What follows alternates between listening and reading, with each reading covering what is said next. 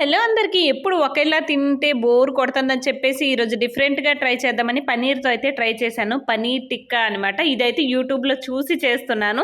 ఇంక దానికోసం ముందుగా పెరుగు, బేసను, ఇంకా ఉప్పు, కారం, మసాలా, గరం మసాలా అన్నీ కూడా కావాలనమాట. ఇంకా మన దగ్గరైతే క్యాప్సికమ్ అవి లేవు కాబట్టి ఈ రోజుటికైతే నేను అవి స్కిప్ చేశాను.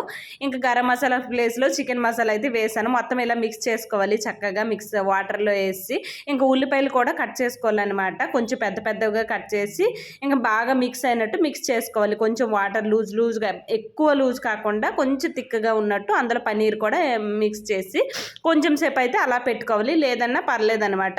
ఇప్పుడు పెనం మీద అనమాట వేడి ఆయిల్ ఏదైతే సరిసో తేలు ఉంటుందో ఆ తేలిని తెచ్చి అయితే ఇందులో వేయాలన్నమాట. అప్పుడే పన్నీర్ అనేది సాఫ్ట్ అవుతుంది.